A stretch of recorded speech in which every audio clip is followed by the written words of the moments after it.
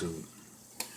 Well, today I try to save a little piece of zoanthid. I don't know if you can see it. I wound up putting it back there, trying to save what's left of it because it got this. It looked like what? There, right there, that rock right there. Got like a sponge growing around it. I guess it suffocated. The rest of the zoanthids didn't like it because I got that last year from Reefer Palooza, and it was a huge piece, beautiful, just full of zoanthids. And well, all I have is a couple of beautiful itty bits.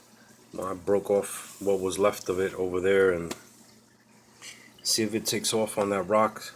And if not, I'll just scrape it off and throw it away. But also, I keep forgetting that these little munchers here, because I have this frag rack, and my Favia has finally come back.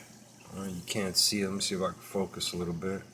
Yeah, it's finally come back. One of the pieces, my other piece, I guess, is doomed. I just left it there for whatever little bit of coralline is on there, because I don't know why my coralline is not.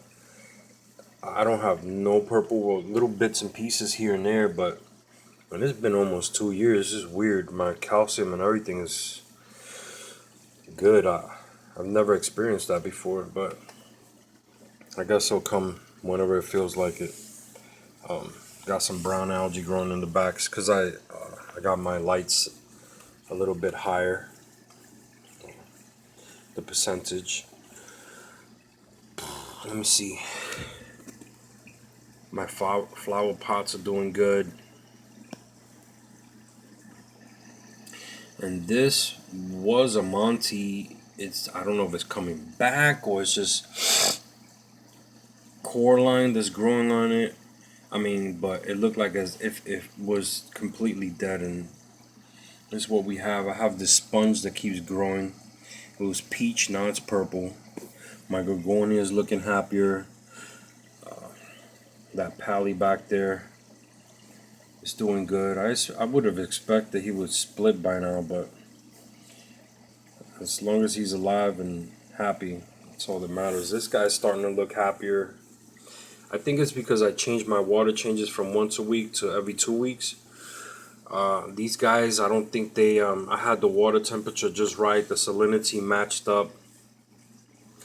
And let me tell you, I don't think these guys like weekly water changes because everything was shriveled up. And even my Kenya tree was huge. And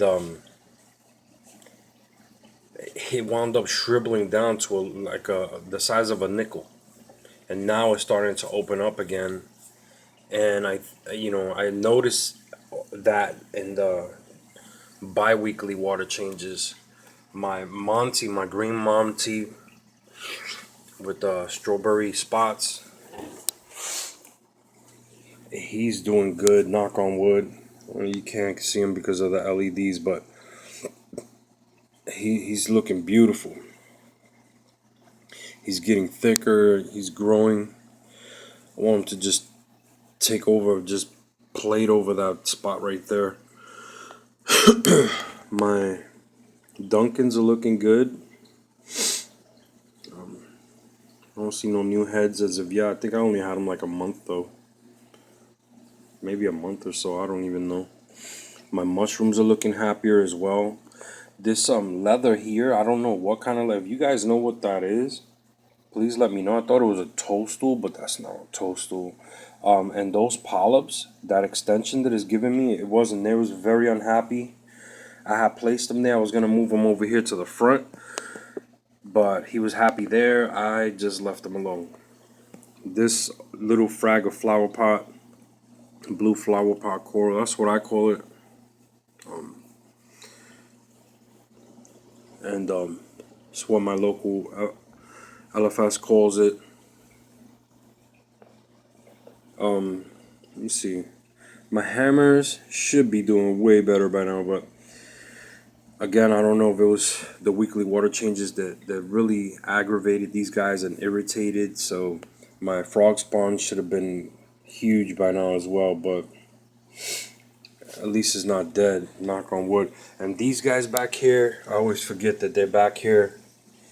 I call them the soul survivors because it was like almost like one of the first pieces of coral that I had gotten from a buddy of mine. And no matter what, man, they're the only ones that spread. As you can see, there. Here, I'll show you in a minute. But there's a lot of like tube worm dusters. I don't know if you could see it. Probably can't. But I mean, there's hundreds of them. And I don't know if that's a good thing or a bad thing. I know they're filter feeders, so I guess it would be a good thing, but I don't want them to like literally take over because this rock, that's why I don't touch it no more, because if you just touch it lightly, all those tube worm dusters break off and they're literally out. They're alive. So they're thriving. My two peppermint shrimps, call them the ping in the butt twins, but I had like 4 or 5 Aiptasia. There is not a piece of Aiptasia left. These guys, they just. One of them started messing with my frog spawn and ripping his arms off. I gave him a chance, and it was just because food had fell on the frog spawn, and he was like trying to just rip everything to shreds. So yeah, I don't know. I might get rid of one of them. My blood shrimp's doing good. I think my pistol shrimp got crushed. I'm not sure. This mushroom looks like he's about to split, which I hope he does. Just want this rock. I've been trying to start little sections here and there. So I want this little rock to just be like Mushroom Island. And this one over here that was encrusted by this star polyps and the blue coral.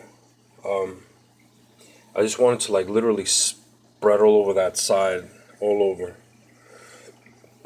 This toadstool, I guess if it grows, I'll find another spot for him. That Gorgonia, I've been trying to keep him back there. I don't want to. It's a little bit more shaded. I know they normally dwell in like darker places, low light and low flow. But I don't know. I just left him alone. He's doing fine back there, so I just leave him be. My meteor coral, you're not gonna be able to see his beauty because the LEDs won't allow it, especially with this camera. These zoos are opening up, so I'm leaving them alone.